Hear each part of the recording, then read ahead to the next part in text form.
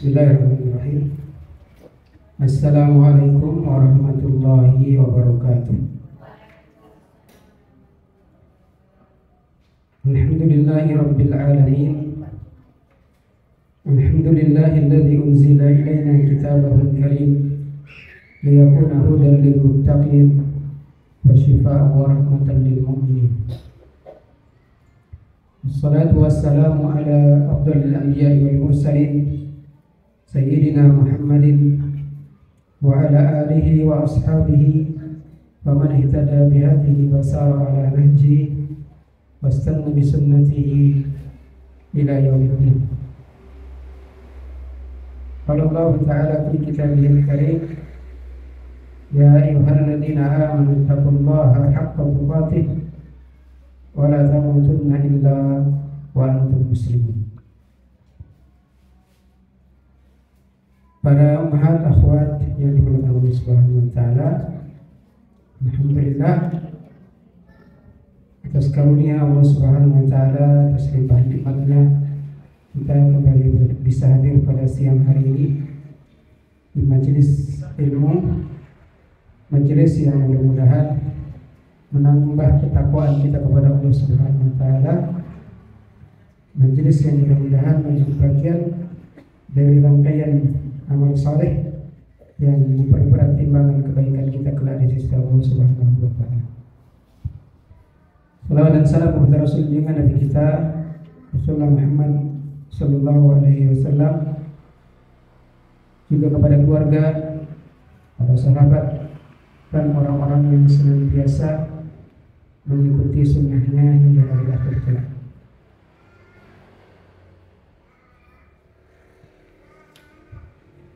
Para umat dan akhwat yang dimuliakan Allah Subhanahu wa taala, kita akan kembali melanjutkan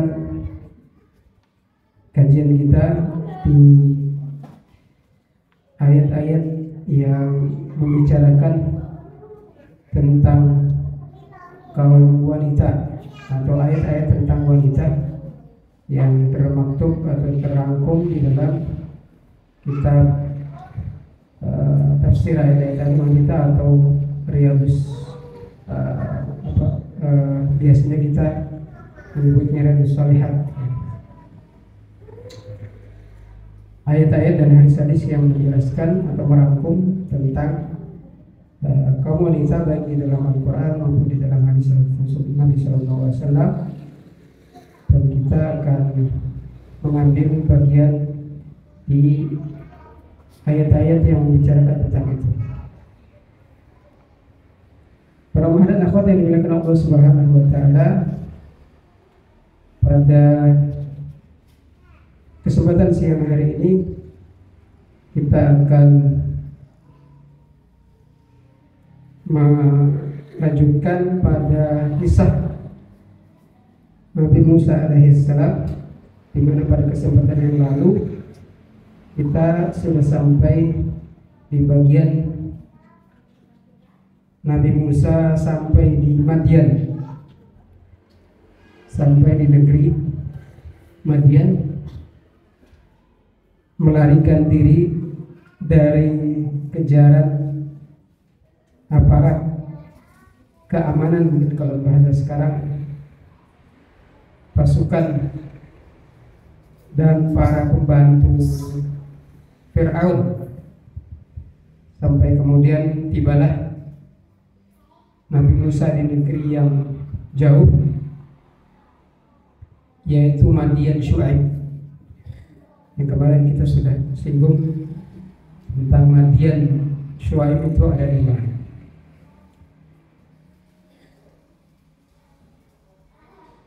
Kemudian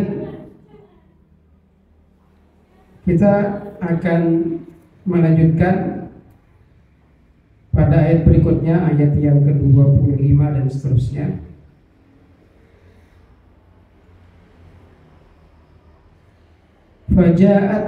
Faja'atu ihdahuma tamshi ala istihya qalat inna abi yad'uka liyajziyaka ajra ma saqaita lana falamma ja'ahu wa qassa alayhi al-qasasa la takhaf najauta minal qawmi dhalimin. Bagian ini sudah kita ulas pada pertemuan yang lalu. Kita review kembali sedikit untuk mengkoneksikan kita dengan ayat-ayat sesudahnya. Ketika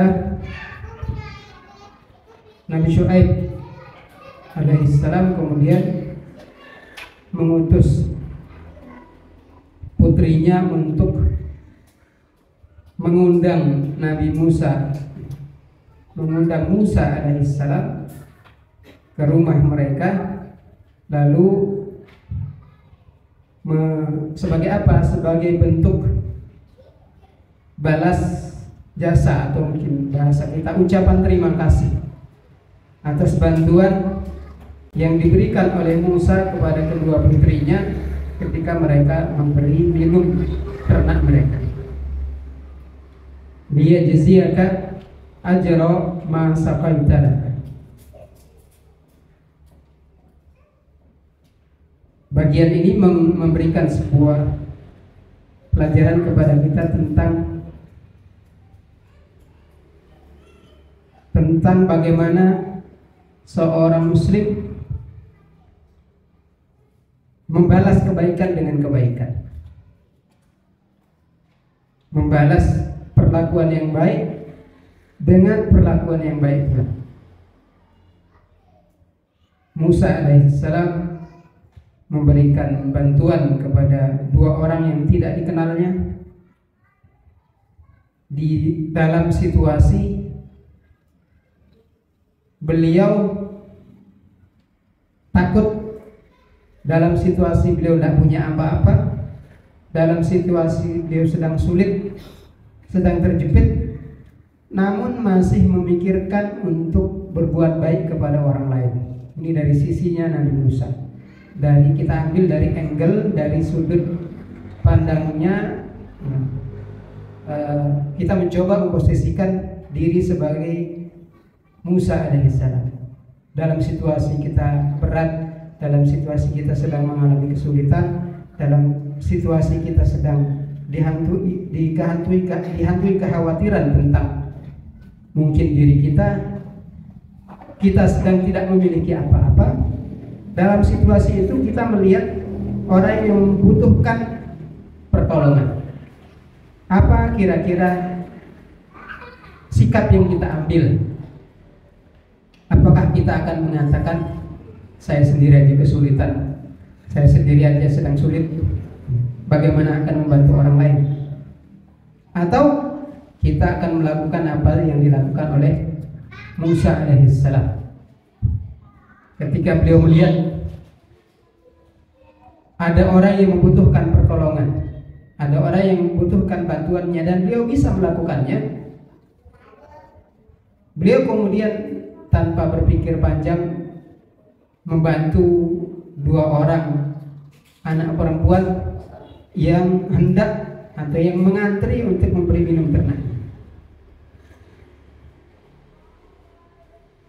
Di sini ada sebuah keteladanan bagi kita bahwa berbuat baik di masa-masa sulit, membantu orang lain di mana saat itu kita sendiri sedang dalam situasi yang tidak baik-baik saja, itu memiliki keutamaan yang luar biasa. Dan ini menunjukkan kepada kita kepribadian seorang Musa yang luar biasa, di mana dalam situasi yang berat, situasi yang sulit, beliau sedang dalam dihantui rasa takut, masih punya pikiran yang jernih, masih memiliki hati yang tulus untuk membantu orang lain. Dan begitulah selayaknya seorang muslim, seorang hamba Allah Subhanahu wa taala, ketika melihat ada peluang kebaikan yang ada di hadapannya, maka dia akan mengambilnya sesuai dengan kemampuannya. Tentunya bantuan itu tidak selalunya berwujud materi. Bisa bentuknya tenaga. Mungkin kita tidak bisa membantu dengan materi karena kita tidak punya. Maka kita bisa melakukan apa yang dilakukan oleh Nabi Musa alaihissalam. Beliau menggunakan kelebihan berupa tenaga yang kuat untuk membantu orang yang sedang membutuhkan bantuan. Kemudian dari sisi Nabi Syuaib alaihissalam, kita bisa belajar tentang tadi al-mukafa'ah. Mukafa'ah dalam artian membalas kebaikan dengan kebaikan. Pandai berterima kasih kepada sesama manusia itu adalah akhlak dan kepribadian yang mulia. Karena orang yang bisa bersyukur kepada sesama manusia, bisa bersyukur kepada orang yang berbuat baik kepadanya, adalah orang yang juga akan dimudahkan oleh Allah Subhanahu wa taala untuk bersyukur kepadanya. Lam yashkurillah man lam yashkurin nas, kata Nabi SAW dalam sebuah riwayat, bahwa orang yang tidak berterima kasih, tidak bersyukur kepada sama manusianya, dia tidak akan bisa bersyukur kepada Allah Subhanahu wa ta'ala. Inna bi yad'uka liyajziya ajra ma saqaita lana falamma ja'ahu wa qassa alaihi al-qasas qala la takhaf. Ketika Musa kemudian singkat cerita tiba di rumahnya Syuaib, Nabi Syuaib alaihissalam kemudian menceritakan tentang situasi kondisi yang dialaminya. Nabi Syuaib kemudian menenangkan Nabi Musa dengan mengatakan la takhaf. Kamu tidak perlu merasa takut. Tidak perlu merasa takut lagi. Tenang saja. Najauta minal qaumidz zalimin. Kamu sudah selamat. Kamu sudah aman dari kejaran, dari jangkauan kaum yang zalim. Di sini kita belajar tentang bagaimana respek terhadap situasi, kondisi yang dialami oleh orang lain.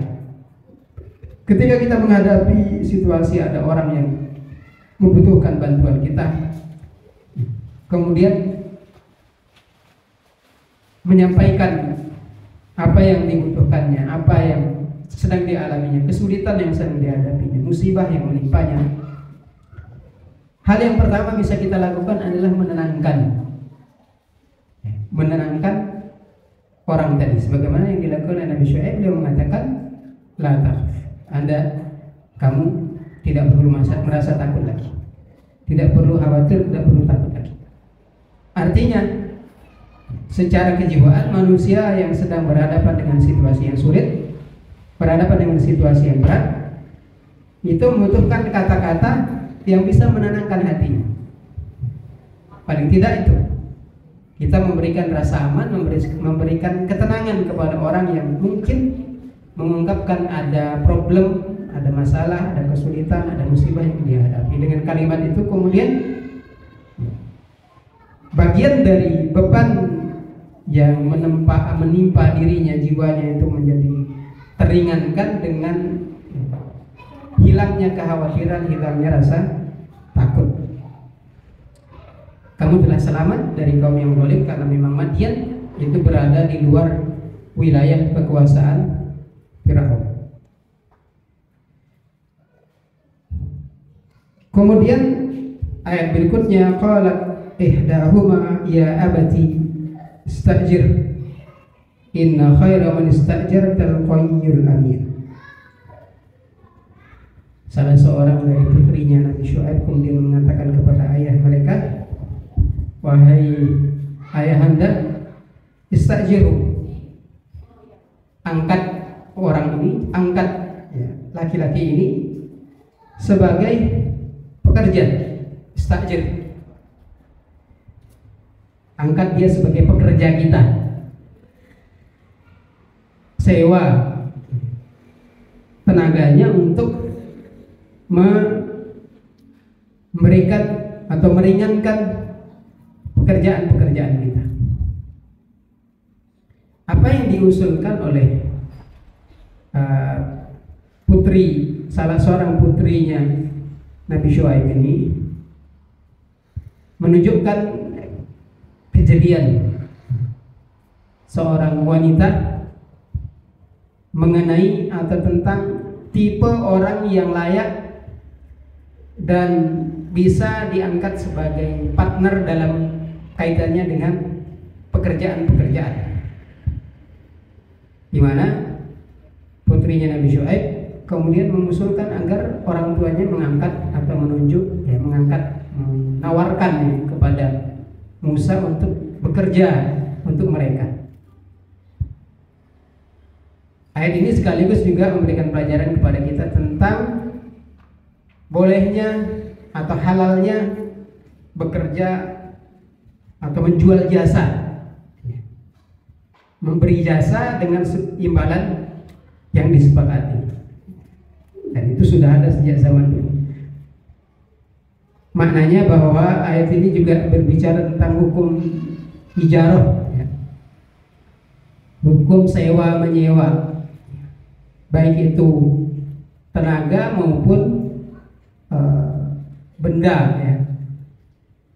sewa barang maupun sewa tenaga atau jasa. Musa diarahkan, atau orang tuanya Nabi Syuaib diarahkan oleh putrinya agar mempekerjakan orang yang baru mereka kenali, orang jauh, orang Mesir, Bani Israel. Artinya pekerjaan jasa, pekerjaan menjual jasa, itu sesuatu yang secara legal dibenarkan di dalam Al-Quran.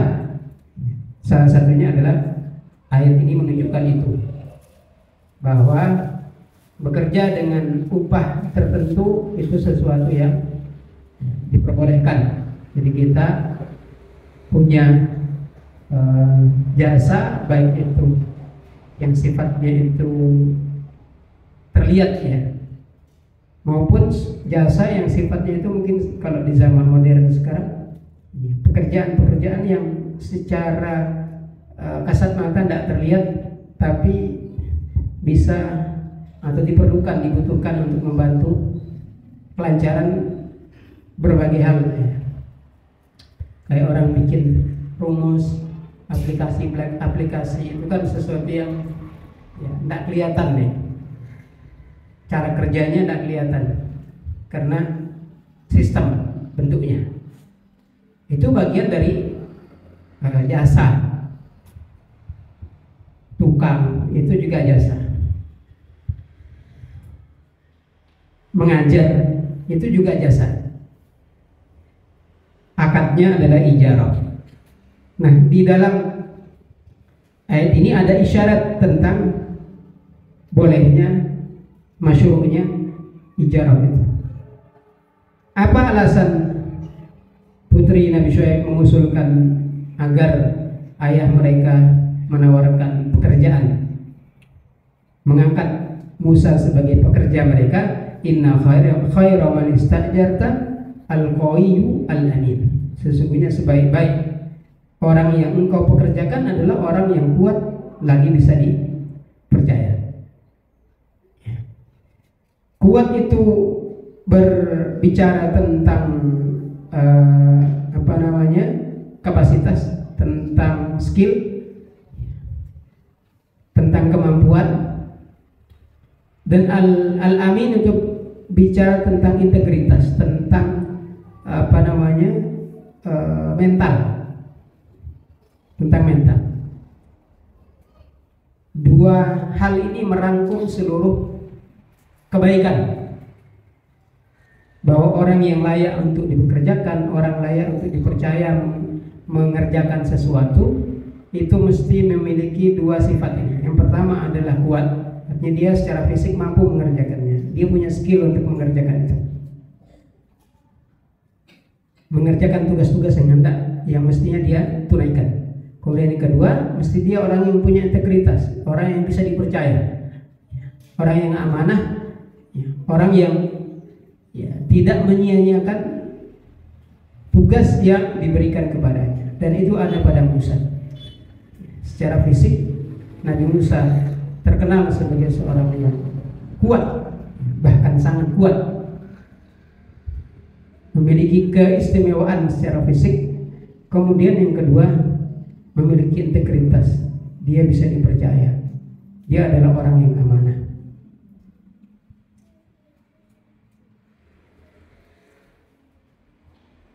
Setelah itu kemudian Nabi Syuaib alaihissalam menawarkan lebih dari sekadar memperkerjakannya di dalam keluarga mereka. Qala inni uridu an unkihaka ihda banatai hatai. Syuaib mengatakan, sungguh saya benar-benar, saya serius ingin menikahkan kamu dengan salah seorang putri saya ini.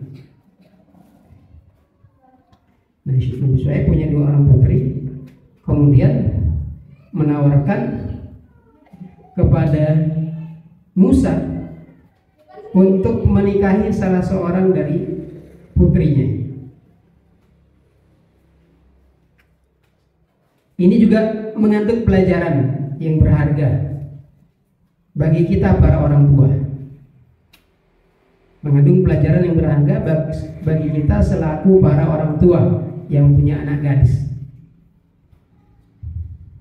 Bahwa ketika kita sebagai orang tua mendapati ada laki-laki yang baik, laki-laki yang sepadan, laki-laki yang sekufu, yang kita pandang ya, punya 2 sifat tadi. Dia sehat secara fisik, dia punya kemampuan, punya skill ya. Kemudian secara akhlak, secara perilaku dia adalah orang yang bisa dipercaya, maka bukanlah sesuatu yang tercela, bahkan menjadi sebuah kewajiban kalau kita kemudian memilihkan untuk anak kita, untuk putri kita, laki-laki yang kita pandang baik untuk mengemban amanah ya, mendidik, mendampingi anak perempuan kita di masa mendatangnya setelah mereka siap untuk menikah. Jadi menawarkan anak untuk dinikahi ya, kepada kepada laki-laki yang amanah, yang kita pandang baik, soleh ya, akhlaknya dan baik agamanya, bukan sesuatu yang tercela. Nabi Syuaib saja ya, kurang apa mulianya seorang nabi, menawarkan salah seorang dari kedua putrinya untuk dinikahi oleh seorang pemuda bernama Musa. Walaupun mungkin secara kultur di kita itu bukan sesuatu yang bukan sesuatu yang biasa ya. Nggak lazim gitu. Tapi ukuran lazim dan tidak lazim, pantas tidak pantas, baik tidak baik, apalagi itu kan kembali kepada ketetapan syariat. Tidak masalah, bukan sesuatu yang tercela. Justru yang jelas-jelas tercela itu membiarkan anak perempuan kita bergaul secara bebas, berada di luar kontrol kita, kemudian juga memilih mungkin laki-laki yang secara parameter syariat ternyata tidak sesuai, secara fisik, skill juga embuh-embuhan, secara syariat ya dari kualitas agama dan juga akhlak juga tidak jelas. Justru membiarkan seperti itu terjadi di tengah-tengah kita, itu sesuatu yang tercela ya, sesuatu yang mestinya kita merasa malu ya, tidak lazim itu dilakukan oleh seorang muslimah sebagai wali, sebagai orang tua. Nah, ini pelajaran berharga yang kita bisa ambil dari apa yang diungkapkan oleh Nabi Syuaib ya, kepada Musa, kepada seorang anak muda bernama Musa tentang kedua putrinya. Qala inni uridu an unkihaka ihda banataini hataini. Jenengan kalau ada yang punya anak gadis sudah waktunya menikah, mendapati ada pemuda yang dipandang sekufu, ya, memiliki kriteria yang baik, nggak masalah. Walaupun mungkin tidak secara langsung, ya, bisa saja secara itu soal teknis ya, apakah melalui ya, suami atau apakah melalui orang lain pihak ketiga, ya, itu bukanlah sesuatu yang tercela sekali lagi. Wong langsung ya, apalagi lewat ya, perantara. Lalu Allah Subhanahu wa taala mengisahkan kembali, ala an ta'jurani thamaniya hijaj, sebagai imbalan atau sebagai maharnya atau sebagai syaratnya adalah kamu bekerja kepadaku selama 8 tahun. Thamaniya hijaj.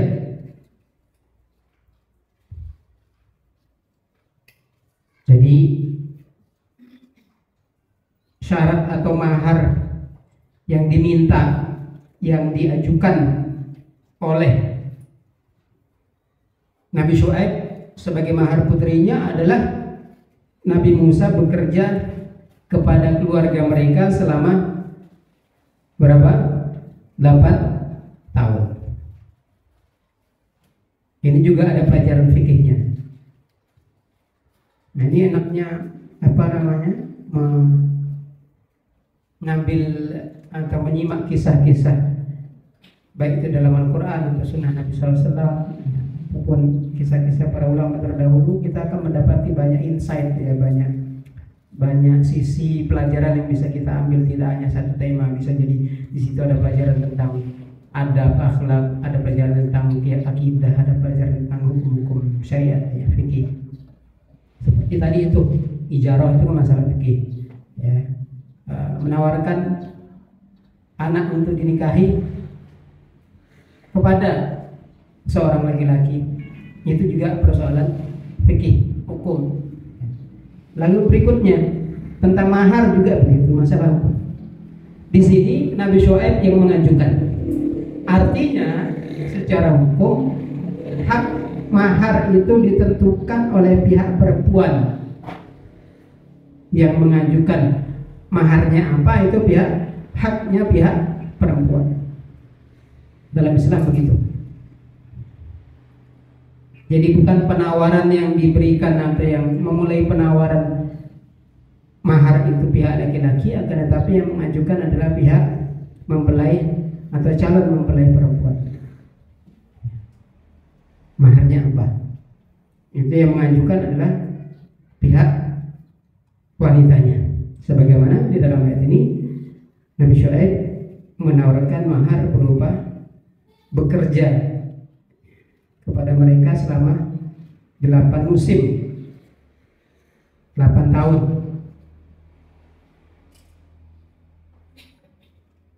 Yang kedua yang bisa kita petik dari kalimat ala an ta'jurani thamaniya hijajin, itu juga tentang wujud daripada mahar itu. Artinya di kitab yang ada di panjenengan mungkin yang memegang bukunya, di situ disebutkan bahwa sah menjadikan pekerjaan itu sebagai mahar. Sebagai mahar. Sebagaimana Nabi Syuaib mengajukan kepada Musa untuk bekerja di keluarga mereka selama 8 tahun. Alasannya apa? Karena bekerja itu bagian dari aktivitas menunaikan hak sebagai seorang laki-laki yang berstatus suami, yang merupakan aktivitas berkaitan langsung dengan proses atau aktivitas berkeluarga, bekerja, menghidupi keluarga, melakukan aktivitas yang bisa menunjang kehidupan, kelangsungan hidup keluarga. Itu kan bagian dari aktivitas tadi. berkeluarga, berumah tangga. Sehingga kata Imam atau Syekh Siddiq Hasan Khan, boleh aja seseorang menjadikan bekerja itu sebagai mahar. Artinya kalau misalkan jenengan punya toko bangunan nih, umpama sebagai contoh, kemudian jenengan menikahkan putri panjenengan dengan seorang laki-laki, terus mahar yang jenengan ajukan, kamu boleh menikahi anak saya, tapi maharnya kamu bekerja di saya selama 5 tahun, bekerja di toko bangunan saya selama 5 tahun sebagai maharnya, boleh. Atau bekerja di sawah, yang punya sawah, kamu bekerja garap sawah saya selama 2 tahun misalnya, atau setahun. Pekerjaan, intinya pekerjaan, boleh aja. Karena bekerja itu kan menghasilkan materi, bekerja itu menghasilkan sesuatu. Itu justru lebih baik daripada misalkan maharnya berupa sesuatu yang tidak bisa dinilai secara konkret, kayak bahan bacaan Quran itu kan sebenarnya kan nggak bisa dinilai, itu sulit dinilai, nilainya berapa kan? Maharnya bacaan surat apa? Nah, secara hukum fikih kata para ulama, sebagian malah memakruhkan. Karena apa? Itu tidak bisa dinilai, tidak bisa dinilai. Ketika umpama terjadi sesuatu, terus sepasang suami istri tadi harus berpisah, dan yang mengajukan perpisahan itu adalah pihak wanitanya, berarti hulu, ya. Hulu, mengajukan hulu. Gimana ngembaliin maharnya coba? Nggak bisa dinilai. Nah, bekerja itu bisa dinilai. Selama setahun misalkan menghasilkan apa, kan jelas. Menghasilkan apa, berapa nilainya kalau misalkan dikonversi ke dalam uang zaman sekarang. Begitu. Kembali kepada ayat tadi, memberikan pelajaran kepada kita insight tentang hukum memberi atau mengajukan mahar berupa pekerjaan tersebut. Tapi catatannya di dalam kitabnya Siddiq Hasan Khan itu disebutkan pekerjaan itu masih terkait dengan aktivitas berumah tangga, karena bekerja itu kan menghasilkan sesuatu, bagian dari aktivitas kerumah tangga. Fa in atmamta asyran fa min indika. Kalau kamu menggenapkan 10 tahun ya terserah kepadamu. Artinya itu bagian dari mahar yang sifatnya itu bonus, ya. Artinya 2 tahun itu lebihannya. Yang wajib ditunaikannya 8 tahun.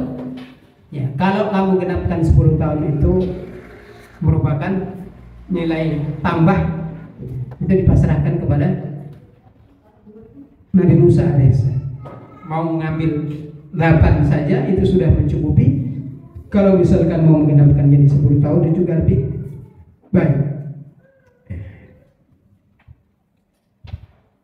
Wa ma uridu an asyqa 'alaika. Saya tidak hendak atau tidak ingin menyulitkan dirimu. Nah, ini juga pelajarannya. Kita sebagai para orang tua, sebagai para orang tua yang punya anak, lebih-lebih anak perempuan. Motif Nabi Syuaib mengajukan 8 meskipun beliau punya hak juga untuk mengajukan 10, kan gitu. Beliau punya hak penuh untuk mengajukan 10 tahun, bahkan mungkin belasan tahun. Itu haknya beliau, ya. Haknya keluarga beliau sebagai pihak perempuan. Tapi ingat, di sini juga ada ungkapan Nabi Syuaib, wa ma uridu an asyqa 'alaik. Saya tidak ingin menyulitkan panjenengan, menyulitkan kamu. Saya tidak hendak menyulitkan kamu dengan mengajukan harus 10.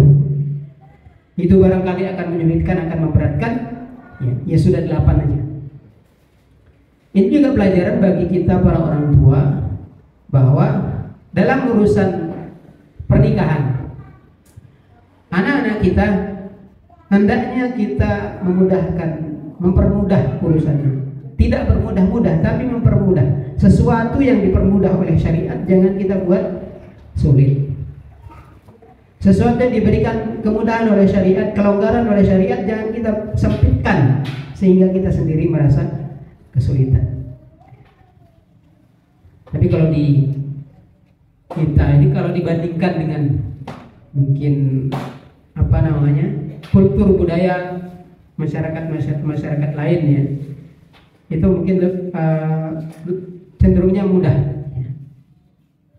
Walaupun mungkin banyak kasus juga pernikahan itu menjadi sesuatu yang sulit, maharnya berat untuk dipenuhi. Negara-negara Timur Tengah banyak para ulama memprotes budaya ighlaqul mahr, memahalkan mahar, sehingga banyak para pemuda Arab itu atau para pemudinya tidak nikah karena memang maharnya mahal-mahal. Itu ditulis oleh para ulama, dijadikan sebagai materi kritik terhadap kehidupan sosial masyarakat mereka. Sehingga justru orang Arab itu banyak yang menikahi wanita-wanita yang berasal dari non-Arab gitu. Karena tadi sulitnya memenuhi mahar yang dipatok oleh keluarga perempuan. Atau misalkan kalau di kita budaya sebagian, walaupun mungkin sudah mulai terkikis juga, misalkan di Sulawesi sana ada Bugis, orang Bugis itu ada istilah panai, uang panai. Uang panai itu tergantung strata sosialnya. Semakin tinggi strata sosialnya, maka uang panainya akan semakin tinggi juga. Puluhan sampai orang biasa itu puluhan juta. Kalau misalkan perempuannya dokter, apalagi dokternya spesialis, itu bisa ratusan juta. Uang panai itu bukan mahar, itu di luar mahar. Atau kalau misalkan di kampung saya sana, itu mirip-mirip juga dengan budayanya Bugis. Artinya ada jumlah tertentu yang dibicarakan antara pihak putri dengan pihak laki-lakinya yang harus dibayarkan oleh pihak laki-laki kepada keluarga pihak putri, calon mempelai wanitanya di luar mahar, di luar mahar. Nah itu kan soal kultur ya, budaya, sesuatu yang dalam hukum syariat ya sah-sah saja. Namun semangatnya adalah sebagaimana dicontohkan oleh Nabi Syaib, jangan sampai menyulitkan, jangan sampai menimbulkan kesulitan yang kemudian berdampak secara sosial pada tadi itu, menurunnya angka pernikahan, naiknya angka perceraian. Angka pernikahannya menurun, angka perceraiannya justru menanjak, meroket. Wama uridu an asyukka alaik, aku tidak hendak menyulitkan kamu wahai Musa. Jadi semangat para wali, para orang tua. Pernikahan itu gimana mudah. Kalau tidak, jangan menjadikan hal-hal yang tidak harus itu menjadi harus. Nikahnya misalkan harus di gedung, harus mengadakan walimah dengan mengundang orang sampai mungkin ribuan. Itu kan menyulitkan diri sendiri. Tidak usah mengharuskan sesuatu yang tidak harus. Kalau mampu ya tidak masalah, itu perkara yang tidak terkait dengan halal dan haram. Tapi ketika itu menyebabkan terhalangnya kita mengerjakan satu kebaikan, itu menjadi sesuatu yang tercela. Satajiduni insyaallahu minas shalihin. engkau akan dapati aku insya Allah termasuk orang-orang yang soleh. Ya, ini dialog antara Nabi Syuaib di satu sisi sebagai seorang tua, kemudian Musa di sisi yang lain sebagai seorang pemuda yang kemudian diinginkan oleh Nabi Syuaib, ditawarkan oleh Nabi Syuaib untuk menikahi salah seorang dari anaknya, putranya, anak perempuannya. Satajiduni insyaallah minas sholihin. Kamu akan dapat insyaallah saya termasuk orang yang saleh. Artinya ya sebuah jaminan bagi Nabi Musa alaihissalam ya untuk mengambil tawaran itu, karena yang menawarkannya adalah orang saleh, karena yang menawarkannya adalah orang baik. Kembalinya kepada sudut pandang Musa sebagai seorang yang sedang mencari atau sedang dalam perjalanan pelariannya. Dia dipertemukan oleh Allah Subhanahu wa taala dengan orang yang saleh, yang kemudian menawarkan sesuatu yang juga ya baik bagi Musa. Bagi kita para orang tua, ini bisa menjadi pelajaran terkait dengan bagaimana kita mengarahkan atau memberikan arahan kepada anak laki-laki kita, bagaimana mereka mesti mencari atau memilih calon wanita yang baik untuk menjadi istrinya. Karena kita tentunya punya anak laki-laki, punya anak perempuan. Anak perempuan tadi kita sudah diberikan keteladanan oleh Nabi Syuaib tentang bagaimana kita selaku para orang tua. Dari sudut pandang seorang anak laki-laki, dan itu terkait tentunya dengan kita nanti sebagai para orang tua, bagaimana melihat calon istri itu bisa kita lihat pada profil yang disebutkan di dalam ayat-ayat sebelumnya. Putri Syuaib yang pemalu, yang menjaga kehormatannya, yang pandai meringankan beban orang tua mereka, mau memberikan solusi, ide-ide yang bisa meringankan masalah yang dihadapi oleh keluarga mereka. Kemudian orang tuanya juga orang tua yang saleh. Orang tuanya adalah orang tua yang saleh. Artinya kita bisa mengajarkan ini kepada anak-anak laki-laki kita. Nah, kalau kamu nanti mencari pendamping itu, pertimbangkanlah baik-baik, lihatlah sisi-sisi diniyahnya sebagai pertimbangan paling utama. Pribadi, akhlaknya. Karena sifat malu itu adalah perlambang dari akhlak yang mulia, akhlak yang baik. Sifat malu adalah perlambang dari kualitas agama yang baik dalam diri wanita, sebagaimana Allah sebutkan dalam ayat-ayat sebelumnya. Kemudian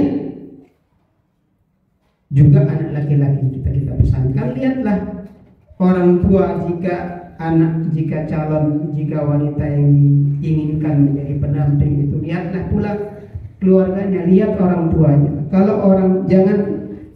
Kalau melihat calon pendamping yang dilihat dari orang tuanya, berapa kekayaannya, berapa sawahnya, berapa kebunnya, berapa rumahnya dan hal-hal lain. Tapi lihat kesolehan orang tuanya. Itu bisa menjadi bahan pertimbangan. Hal-hal semacam ini bisa kita ajarkan, bisa kita pesankan kepada anak-anak laki-laki kita, sebagaimana Nabi Syuaib alaihissalam memberikan sebuah jaminan kepada calon menantu yang diinginkannya, untuk menikahi salah seorang dari putrinya. Beliau mengatakan wa satajiduni insyaallah minas shalihin.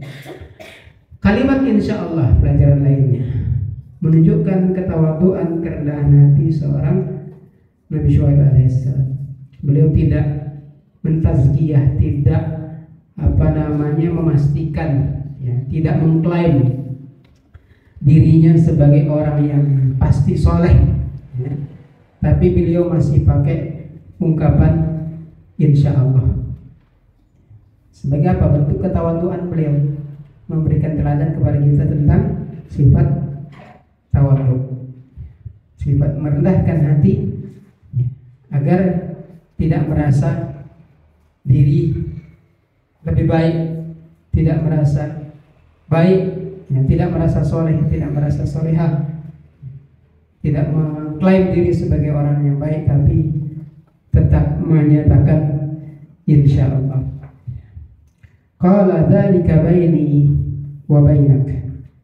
Nabi Musa kemudian memberikan responnya, memberikan jawaban.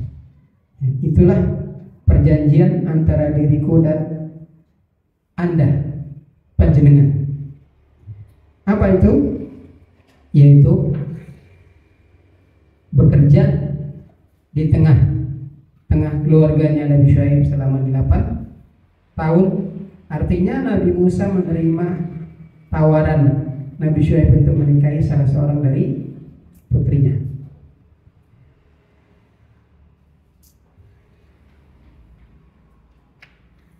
Kemudian bagi para ayah, ini pengajian yang ibu, tapi juga bisa menjadi bahan, ya, bagi kita untuk disampaikan kepada para suami sebagai ayah dari anak-anak kita.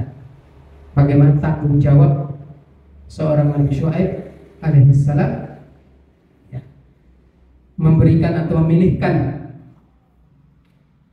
laki-laki untuk anak-anak perempuan, anak-anak perempuannya, untuk putri-putrinya, ya, agar mereka nanti mendapatkan pendamping laki-laki yang memang pantas, laki-laki yang baik, laki-laki yang bisa menjaga mereka, laki-laki yang bisa bertanggung jawab, ya, meneruskan tanggung jawab sebagai seorang ayah, ya. Karena tentunya menikahkan seorang anak perempuan dengan laki-laki berarti menyerahkan tanggung jawab itu, mengalihkan tanggung jawab itu kepada laki-laki yang kemudian menjadi suaminya. Qala dzalika baini wa bainak ayyamal ajalaini qadaitu fala udwana alayhi. Dua waktu mana saja yang saya tunaikan, yang saya penuhi, maka tidak ada celah atas diri saya. Artinya Nabi Musa menyepakati itu 8 tahun yang pokok, 2 tahunnya tambahan. Artinya bukan sebuah keharusan. Itu diserahkan kepada Nabi Musa, sehingga mana saja di antara 2 waktu itu yang diambil oleh Nabi Musa itu tidak ada masalah. Mau 8 tahun berarti dia sudah menunaikan kewajibannya, mau 10 tahun berarti itu bagian dari kebajikan atau ihsan, ya, yang ditunaikan oleh Nabi Musa untuk keluarga barunya. Wallahu ala ma naqulu wakil. Dan adalah Allah yang menjadi saksi atas apa yang kita sepakati, atas apa yang kita ikatkan, atas apa yang kita katakan, atas apa yang kita ikrarkan. Perjanjiannya dikembalikan kepada Allah Subhanahu wa Ta'ala yang Maha menyaksikan, yang Maha mendengar dan Maha melihat, bahwa perjanjian tadi disaksikan oleh Allah Subhanahu wa Ta'ala. Ya, karena pernikahan dengan seluruh rangkaiannya. Soal mahar tadi yang berupa perjanjian untuk bekerja selama sekian tahun, 8 sampai 10 tahun, itu bagian dari perjanjian yang setiap perjanjian itu kelak akan dipertanggungjawabkan di hadapan Allah Subhanahu wa taala. Dan termasuk ciri-ciri orang yang beriman adalah dia menepati perjanjian. Artinya mahar ya, yang disepakati itu bagian dari janji, mesti ditunaikan, harus atau wajib untuk ditunaikan, wajib untuk dilunasi.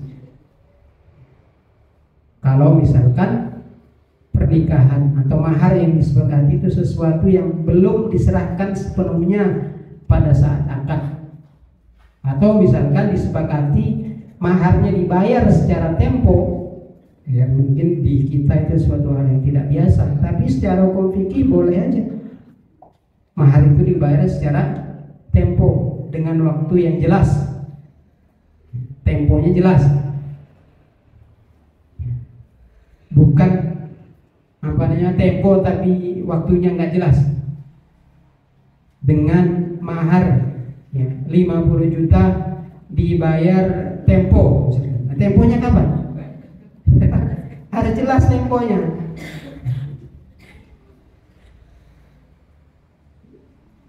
Karena tempo itu ambigu, ya, nggak jelas.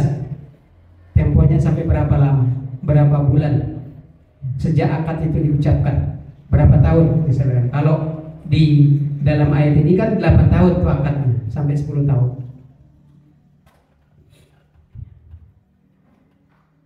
Karena memang dalam pembahasan fikih nikah itu kan ada mahar yang tunai, makanya dalam akad itu kan biasanya ada kata-kata tunai. Untuk apa?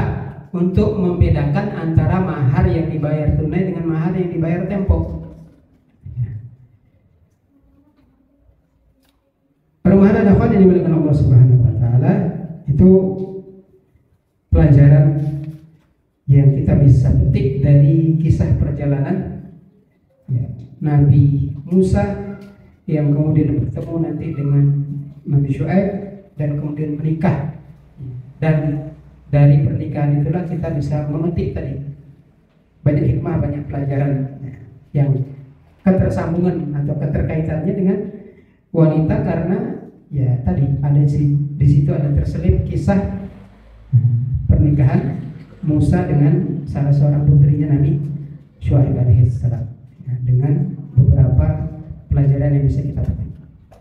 Permohonan akhwat yang dimuliakan Allah Subhanahu wa taala, demikian materi kita pada kesempatan siang hari ini. Insyaallah di kesempatan mendatang kita akan lanjutkan kembali. Aku qala wa astagfirullahi wa lakum sallallahu alaihi Muhammadin wa ala alihi wasallam. Alhamdulillahirabbil alamin. Assalamualaikum warahmatullahi wabarakatuh.